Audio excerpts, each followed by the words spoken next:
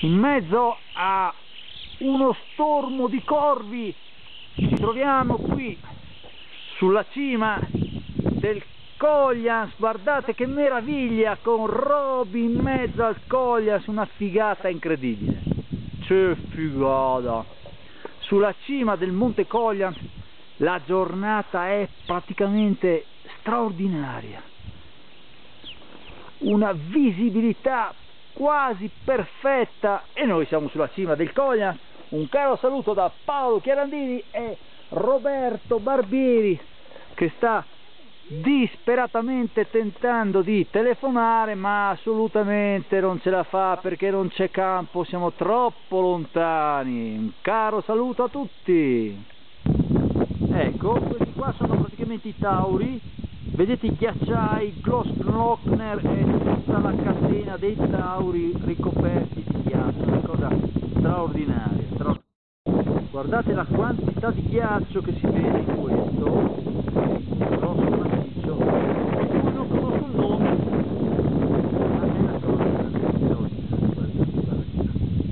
Che meraviglia, che figata, guarda. Che figata.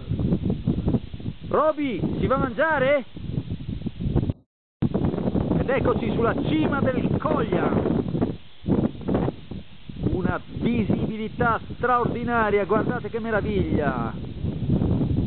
Ed ecco il signor Roberto Barbieri che ha appena finito di fare la pennichella, ecco. No, la pennichella, appena finito di mangiare.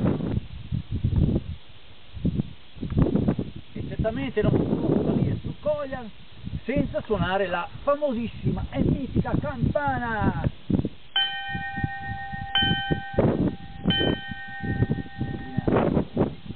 Allora, caro Roby, le tue impressioni di questa giornata meravigliosa sulla cima del Coglians?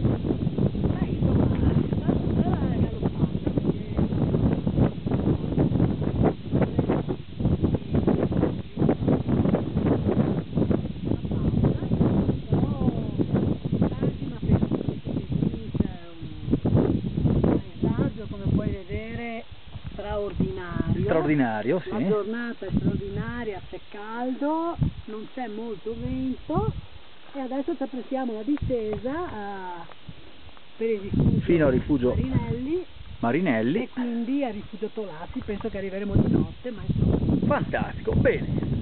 Dalla cima del Coglians un caro saluto da Paolo Chiarandini e Roberto Barbieri. Evviva!